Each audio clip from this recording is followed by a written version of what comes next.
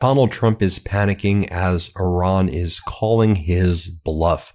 Iran is saying, we will wait you out, Donald. If you think you're going to drag these conversations along and that your blockade on the Persian Gulf is going to starve us to death, and you think that's a good negotiating tactic to put pressure on us to make a deal with you, quite the contrary, Donald. We're not going to make a deal with you until you negotiate within our 10-point framework.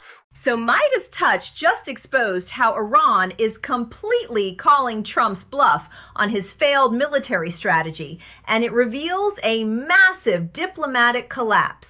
Trump's February 2026 attacks backfired spectacularly. Iran's demanding their 10-point framework, including security guarantees, uranium enrichment rights, and reparations. This shows how badly Trump miscalculated. We meant what we said, and if you really intend to go down this route, then start the war again. Good luck with your economy. Good luck with your gas prices. Good luck with your midterms. Iran realizes the domestic situation here in the United States, where Donald Trump's approval right now is worse than Richard Nixon's at the time that Richard Nixon resigned. Donald Trump is the least popular president ever in American history right now, and Iran just continues to mock him over and over again. Nixon's approval hit 24% during Watergate before he resigned. Trump's polling right now is actually worse, hovering around 22% after the Iran disaster. When your domestic approval collapses, foreign adversaries smell weakness. Iran knows Trump can't afford another military escalation with midterms approaching and his presidency hanging by a thread. So Donald Trump basically begged Pakistan's Field Marshal Asim Munir to take this trip to Tehran to try to bail Donald Trump out, because Donald Trump thinks that if he threatens, if he huffs and he puffs, that Iran is going to submit and surrender. Iran said, no, the 10-point framework is the 10-point framework. We're going to keep control over the Strait of Hormuz. We're going to enrich uranium. We're going to keep our ballistic missiles, our Shahid drones, and our FPV drones. You are going to give us security. You understand, Donald? You are going to give us security guarantees for Iran, for Hezbollah, for the Houthis, and for our Shiite proxy groups in Iraq. And you're going to pay us reparations, and we're going to charge $2 million a ship if we want to, passing by the Strait of Hormuz. The Strait of Hormuz handles 21% of global oil exports.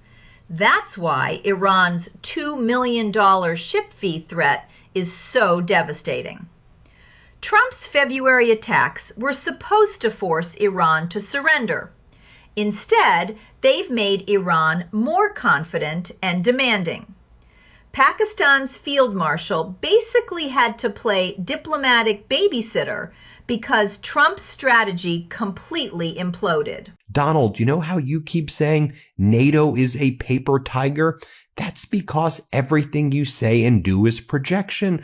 The world knows that you're the paper tiger, Donald. I mean, you are having guests over at the White House where you're telling them, oh, we don't want to continue the war anymore. We just got to put a little bit of pressure. Maybe I'll do some more social media posts and that'll do the trick and scare Iran. That's why Iran's on social media mocking the hell out of you and calling Melania Epstein queen. And they're out there mocking your mom, your deceased mom. They're out there just saying that, you should be institutionalized. I mean, look, they know the headlines. If I know the headlines, Donald, they know what's going on. Iran's social media mockery shows they have zero fear of Trump anymore. When adversaries are openly insulting your family and calling for your institutionalization, that's not just disrespect. It's proof American deterrence is dead. This projection point hits hard because Trump keeps calling others weak while begging for diplomatic bailouts. Yeah, that's actually the exact opposite way to do it, Donald. Look, if you want to go to war, if you're a war criminal, which you are, and your prerogative is to blow everything up and further tank the economy and just destroy everything and destroy the markets, if that's what you want to do, then go and do this. Increase the pressure and do the threats and talk about bombing civilizations, okay? War crimes. You should be tried at The Hague. You're a despicable piece of trash. You are one of the most horrible humans in world history. But if that's how you talk, that's how you talk. If you're doing negotiations, then you have to respect the sovereignty, the right to exist and live at a bare minimum of your counterpart. You can't keep threatening to kill the other side in a negotiation, Donald, if they don't negotiate with you. The International Criminal Court has jurisdiction when member states can't prosecute war crimes themselves. Those civilian casualties from the February strikes, including that elementary school bombing mentioned later, could absolutely trigger ICC proceedings. Threatening annihilation during negotiations isn't tough diplomacy, it's diplomatic suicide that destroys any chance of success. And you know who also feels that you lost the war? The rest of the world. The rest of the world. Maybe you still have a tiny, small MAGA base and state regime media which calls itself Fox. They'll pretend that somehow this is brilliant 3D chess. That's not what the rest of the world thinks. In the Middle East, they know that the United States security umbrella is worthless. In Asia, they know it's worthless. Heck, you know what Saudi Arabia just did? They just canceled Live Golf. They said, we ain't putting money into golf tournaments in the United States. And that's going to be the domino impact on all of this. You think in the Middle East, they're going to start continuing to fund private equity and put money into real estate in the U.S. and do all of the investments? You think that that's what they're going to do after the U.S. let them down? Saudi Arabia pulling Live Golf funding is huge. They invested $2 billion specifically to sports wash their image and build U.S. ties. When they're abandoning that investment, it signals massive confidence loss. Middle Eastern sovereign wealth funds manage over $4 trillion globally. If they start pulling capital from U.S. markets, that's economic warfare. Just like you ran every one of your Atlantic City casinos into the ground, that's what you did with the United States security umbrella. That's what you did with NATO. That's what you did with the power and goodwill the United States built after World War II. You pathetic thing, you are so despicable for what you have done, not just right now, but for future generations, and how much you've weakened our alliances, how much you've weakened our soft and strong power. And forgive me if I'm getting passionate right now, but this is such a weak and pathetic thing in the Oval Office. I don't care what political party you're from. This is sick. This is weak. This is loser behavior, and that knows no political party. It's just an objective damn fact. And if you're angry about me for spitting the facts, then go watch Megyn Kelly or some other YouTube channel. But this is where we talk about the truth. The post-World War II order took decades to build. NATO, UN institutions, trade partnerships that made America indispensable. Trump systematically destroyed relationships that previous presidents spent 75 years cultivating. Rebuilding this trust could take generations, assuming we even get the chance. The damage runs deeper than most people realize. For years, as Gregory Brew explains in the Wall Street Journal article, talks about, for years, there was a pretty firm body of evidence to suggest that if you killed Ayatollah Khomeini and attempted regime change by killing the relatively pragmatic and cautious leadership in power in Iran before, you would clear the way for more aggressive Iranian Revolutionary Guard Corps dominated leaders of a new regime who would emerge in place of the people that you killed. That is precisely what has happened. This mirrors the Iraq War intelligence failure perfectly. The CIA warned Bush that removing Saddam would empower extremists, and they were right. Wall Street Journal reporting shows Trump made the exact same mistake. Killing pragmatic Iranian leaders just cleared the path for Revolutionary Guard hardliners, who are far more dangerous. The Wall Street Journal article is titled, "Iran's Regime Has Changed for the Worse." And what it talks about is the old national security chief, Ali Larijani, was killed by Donald Trump and his regime. You know who replaced him? A guy by the name of Mohammad Bagher Zalgadar, a former Revolutionary Guard commander with a very violent background. Before the revolution, Zalgadar was a leader of a guerrilla group that killed an American petroleum engineer.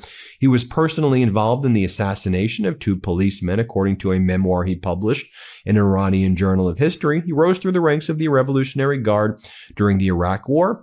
Later, he helped found the Quds Force, which specialized in training foreign militias to attack Iran's enemies, as well as another paramilitary group that specialized in violence against political opponents.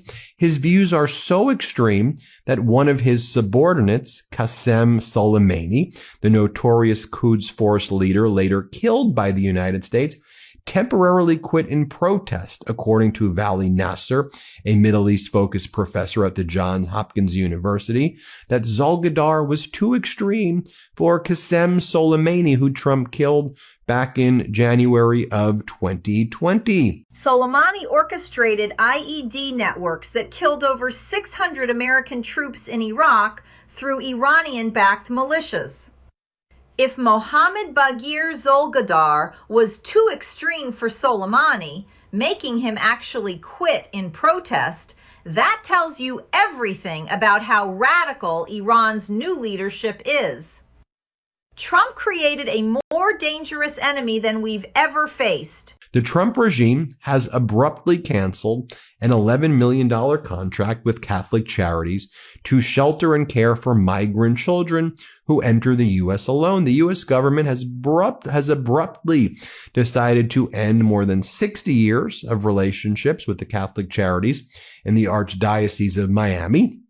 The Archdiocese of Miami services for unaccompanied minors have been recognized for their excellence and have served as a model for other agencies throughout the country. So, yes, you're punishing the Catholic Church because you're a vindictive piece of but also you are now attacking unaccompanied minors because that's who you are as a leader in the Epstein class, covering up child sex trafficking rings. You are Epstein's bud. You are a sexual predator being found civilly liable, that is, for sexual assault. You're on audio tape bragging about sexually assaulting women.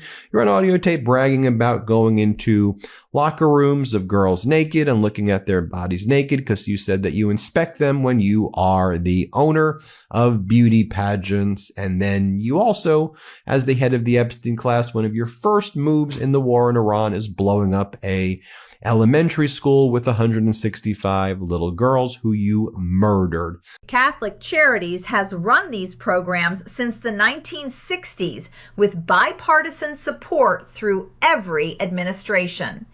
Canceling an $11 million contract protecting unaccompanied minors while simultaneously bombing schools full of children in Iran shows the same callous disregard for kids.